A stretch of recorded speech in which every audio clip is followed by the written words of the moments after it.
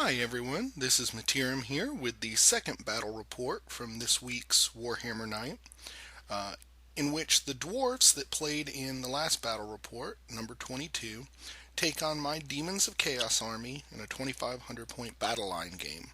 Now this is actually the same army the dwarves played, nothing changed, so I'm not going to go into too much detail with it. And we kept the board pretty much the same. We just removed the river that caused so much trouble last time and are playing Battle Line instead of Battle for the Pass. So here we start with the dwarves deployment. You can see that their Iron Drakes are up on the Anvil of Vol there, and the Gyro Bomber is out in the middle. Pretty much knew I didn't want to deal with the Iron Drakes anywhere near that Anvil of Vol because it would give me flaming attacks, and they have a 2-up ward versus fire, so I was going to set up as far away from that as I could. Then over here he's got his Thunderers in the tower. Now we are playing this because the top floor broke, so it is only a 2-floor tower, so he's only going to get about 10 shots, and I'm kind of okay with that. Then we have his Brick of Longbeards with his Rune Lord and his Hammers with his General and BSB there. And then here you see he has his last unit of Longbeards, and up on the hill, sadly undefended, is his one and only cannon. And I deployed here in the corner to deny him a flank, so this is actually my entire army in this one shot. From left to right, I have a unit of 5 Chaos Furies with the Mark of Slaanesh. Next to them is a unit of 20 Plague Bearers with full command and the Gleaming Pennant. I also have with them Galbus Plague Twin, a Herald of Nurgle, who had 2 lesser gifts. He had multiple wounds 2, and the other lesser gift I defaulted to the Always Strike First sword. He's also a level 1 caster from the lore of Nurgle with the Greater Locus of Fecundity, which is the regen one.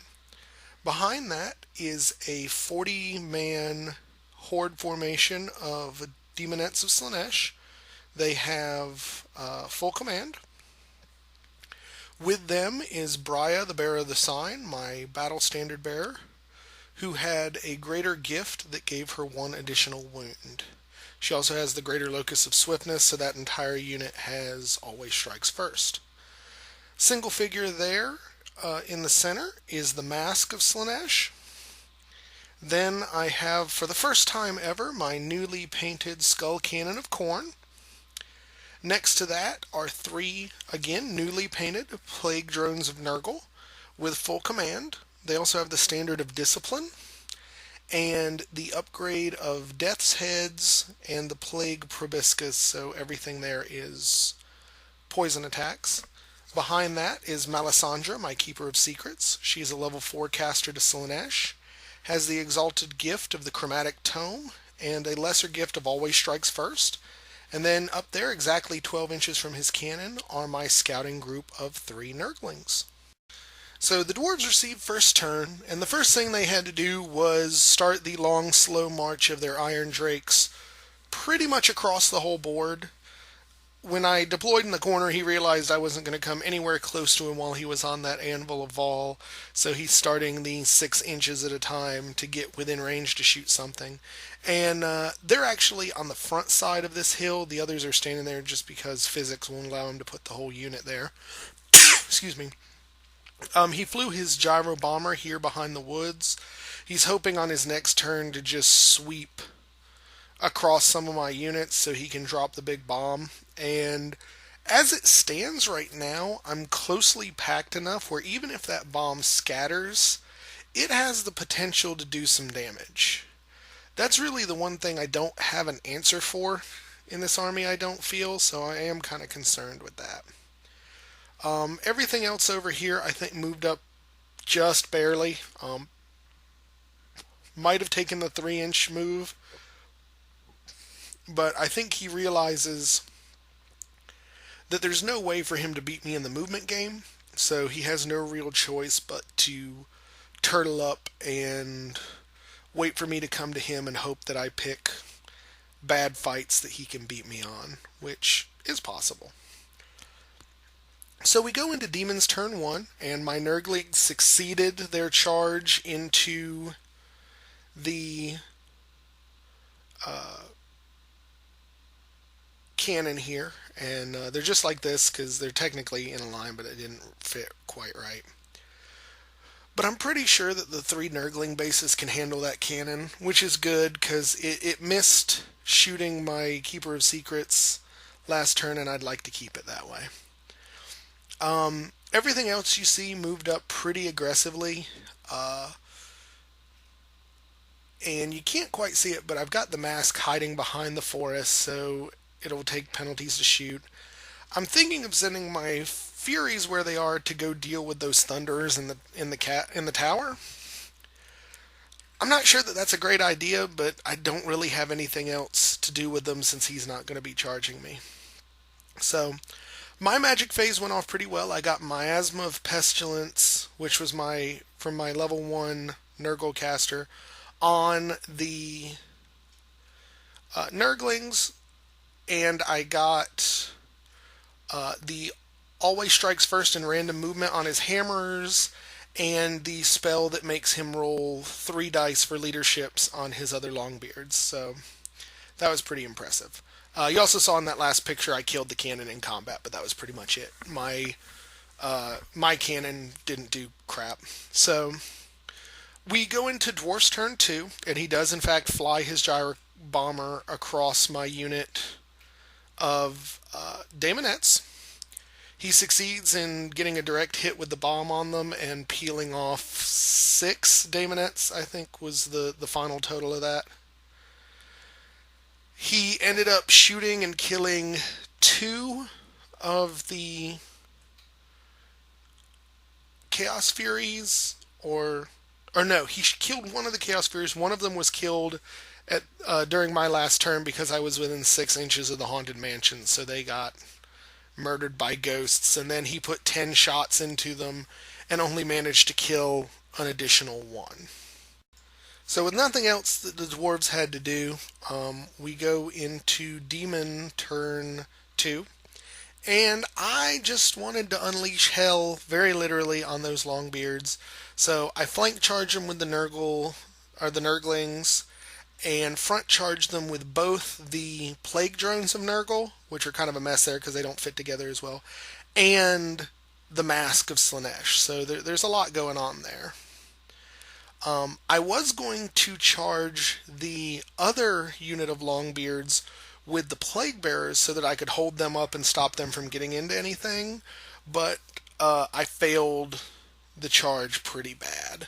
So I sauntered up a few inches. Which is actually going to prove to be a little bit of a problem because now I am staying with that unit blocking my Slaanesh, my Demonettes, and I don't want that.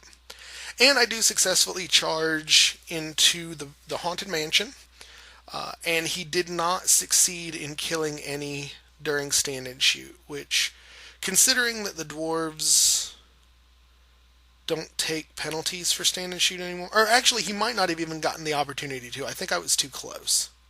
But yeah, either way, I'm still pretty outmatched because I'm sending 3 Furies against 10 Dwarves, but we'll see. And over here, because I had failed that charge with the Plague Bearers, I ended up having to reform my Daemonettes into a long bus because that was the only way they were going to get around there without me losing a bunch of them in that quicksand. And you can see I basically did a Tokyo drift with my skull cannon and turned it around to try and get rid of the gyro bomber, which is probably a waste of effort. But magic, I ended up getting, I don't remember what spell. I think it might have been the random movement and always strike last on the other Longbeards. And in this battle, I ended up peeling off a whole back rank, did a bunch of damage, took 2 wounds on my Plague Drones, but then found out that he had the Stubborn Bubble, so I'm going to have to kill this unit to a man. And pretty much as I expected, the Three poor Chaos Furies stood no chance whatsoever against the Thunderers. It was pretty much just a bad matchup. I really shouldn't have done it. All it ended up amounting to, I don't even think I killed a single Thunderer. It just gave my opponent points, and that's just bad gameplay any way you cut it. So we go into, yeah, I guess this is the demon or the dwarves turn 3, because this is all his movement he had to do. He came up randomly with the one group, moved his others right up to the forest, mainly to deny me some ability to move. And you see where my Keeper of Secrets was there. She just wants to go. Now, that's all he did. We did one fight in the back there. I think I stripped off another rank, and that was it. So this is Demon turn 3. I charged the Plague Bearers into the Longbeards. I also charged my big group of Daemonettes into there. You can't quite see it from this angle, but I managed to just barely touch. And then I basically just moved the Keeper of Secrets out of the way to the side, like you see here. And I'm still trying to chase him, his gyro bomber with that cannon. I didn't hit anything the entire game with the skull cannon, which was really a shame. But I'm spending way too much time just messing around with this gyro bomber, and it's not really worth the points. So, in Dwarf turn, we finally destroy the one unit to a man, but it does cost us a plague drone. And the other fight, the Plague Bearers are just throwing down, and I move my BSB, so my BSB is the only one in the Daemonette unit that can get to fight. So I ended up taking off 4 dwarves. They lost the combat, but it doesn't really matter because they're stubborn 10 rerollable. So we go over to Dwarf turn 4, and he starts off by, there's not really much to move. He moves the gyro bomber back here. I think he tried to drop a bomb. Or no, he couldn't drop a bomb because everything over here is engaged. And he turned the hammerers to face that whole mess that just got finished killing the Longbeards on the side. And that was it. I don't think we killed anything else during that combat, so we go straight into Demon turn 4. And with these few things on the board, there's not much going on. You do see that during his shooting last phase, I did lose one more plague drone, but I basically am running circles around the hammer unit because I don't want to go into combat with them. So I'm just trying to run circles around them until we can bleed off that other Longbeard unit. And here's combat. I'm using the mask in the back to strip away a point of strength from them, so they're not doing anything to the Plague Bearers. I'm getting Miasma of Pestilence up on the Plague Bearers pretty much every time, so he's just not touching them. And I'm taking 5 or 6 dwarves off a turn, so it's still going to be a while before they're gone, but it's about right. And I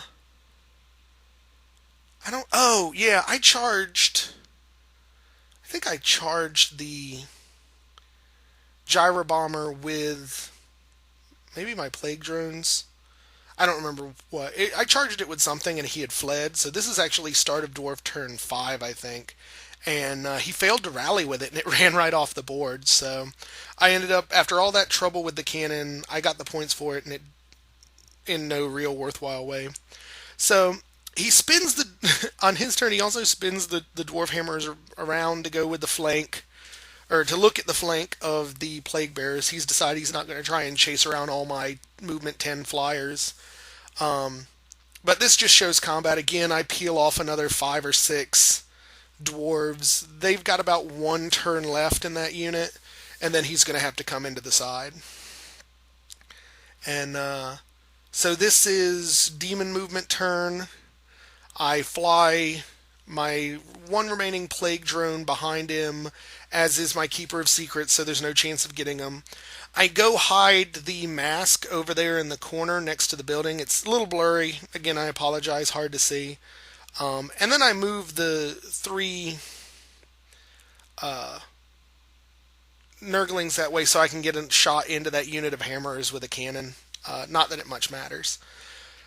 But I end up killing all but two, it looks like here, in my turn, 4 or 5, whatever we're on now. I think he still has a runesmith and a single model in that right now, which annoys me to no real end. And over here, he ends up shooting the mask with 10 shots from his Thunderers. The Thunderers aren't actually in the building anymore because he knocked it and knocked all the models all over the place. So he put one there just to note it. But I've been rolling really well. This is the second straight turn on my magic phase. I've gotten a 10, so she's actually sitting on a 2-up ward save. But he manages to sneak 1 wound through, so that wasn't too bad. And so I guess I missed the photo of this, but he charged into the flank of the Plague Bearers on his turn. And after the fight, he did 3 wounds. I think I did 4. And I actually ended up winning and turning to face him. At this point, I don't think either of those units are going to go away. So this is going into bottom of 6, I think. And here is bottom. I finally decide I want to do something with the corn cannon, so I charge it into the flank of the hammers, hoping for a decent set of impact hits to help swing combat in my favor. But he's still got his BSB that's hiding in the back, so I can't even touch him. So that unit's going to be stubborn regardless. And pretty much we go into that final combat. I blow off 2 plus full ranks of dwarves. We get into a challenge, my Herald Galbus Plague Twin versus his Dwarf Thane, Argus Grudgehammer, and they bounce off each other. Nobody does any wounds. But he's still stubborn, he rolls to stick, so we don't get those points. So, after we totaled up the points, it was a fairly crushing victory for the Demons of Chaos. The only thing that the dwarves managed to take was that unit of Chaos Furies that I pretty much threw away. As opposed to me, I ended up taking both of his unit of Longbeards, the cannon, 2 of his characters, and the Gyro Bomber. The Iron Drakes, they just started out way too far to do anything. I think they got, in the speed that they had, they ended up getting 1 round of shooting against the Demonettes right before I jumped into combat. Beyond that, they really didn't do anything. All in all, I really like the list I was using. I think I did exactly what I needed to do as far as dealing with the hammers, because I still don't think the list really had anything that was going to be able to deal with them. So I think utilizing my higher speed, my greater maneuverability to just dance around him, it made my opponent have to make some choices, and I think it made him make the wrong choice in turning to deal with everything hovering back there. Now, I say that, but it's not like I gave him an easy choice, because if he had originally turned and charged into the Plague Bearers, then I could have come in the back of the Hammer unit with the Plague Drones, with my Keeper of Secrets if I wanted to, with the Nurglings on the side, and could have just chewed him down with points. So, I think I definitely out-deployed him. He ended up having to put down first, and I think it allowed me to provide that denied flank in the corner, which gave me a very strong setup. As far as new things I tried with the list, I had never done the horde of Demonettes before. Usually I do them in just 20-man units. It might be good. I just didn't get much use out of it. The Plague Bearers, however, this is the first time I've ever fielded them, and oh my god, are they just a brick. I was really impressed how just incapable of moving them the dwarves were. I mean, they have that regen. He didn't have any flaming attacks, but even if he did, that drops the 4-up regen save to a 5-up ward save. And for at least 2 of the turns, I had rolled on the Reign of Chaos table, and I had a 4-up ward save anyway. So between that and their ability to output damage with the poison attacks, it was very strong. I definitely like them. I may be making them more of a staple in my army from here on in. And I think the mask is just what I needed to prevent them from hurting me back. I mean, when the mask can just point at a unit and go, you have -1 strength during this combat, it's pretty good. Now, admittedly, it only works on my turn, but you know what? That's still a good benefit. And I have pretty much decided from here on in, as long as I keep utilizing the Keeper of Secrets, the Chromatic Tome is an auto-include. With how bad the Reign of Chaos table can just screw demon players over, the ability to re-roll your magic numbers is awesome. Now, admittedly, it's extra awesome here because you're playing the dwarves and they don't get a magic bonus, so the downside of the item is basically ignored. But but yeah, all in all, it was good. I still think the dwarf player is probably playing a little too heavy in characters. Particularly being with this one, he had 305 points in his king and 176 points in his BSB, and then put him in the hammers, and I basically made them a non-issue. And I think that's kind of the danger with the new dwarves, is you have so many options to make a cool, awesome character with this customized gear and the rune system and the shield bearers for the dwarf king, that it's almost a trap. I don't know that at this point that I've seen a dwarf king do enough and bring enough to the game to justify his points. And that's speaking for me playing against him and bringing them myself. Now, will that stop either me or this dwarf player from doing it? Of course not, because how are you going to have a dwarf army without the king leading them? But it's definitely a weakness that can be exploited by the right army. And I think this demon army is definitely the right kind of army because it has that excessively high movement, plus a lot of the important stuff is individual models, so you have greater mobility and maneuverability there. So, all in all, it was great fun. We had a good time. It seemed to be a very quick game, and I went into it not really knowing what to expect, but to have gotten out of it against this player, who's a very good dwarf player, it's his only army, he plays them exclusively, to get out of this game with him with having only lost the Chaos Furies is a big feather in my cap, and I'm very happy about that. So, I hope you guys enjoyed this. If you did, please subscribe, like the channel below, or like the video below, and leave any comments. If you have any questions, maybe any suggestions for the dwarf player, or even for me, anything that you might see that I'd do differently, could do differently with the list. I'm always interested in getting feedback and to starting discussions about the lists and about the games we play. So, all in all, it was good fun, and thanks you guys for watching. We'll see you next time.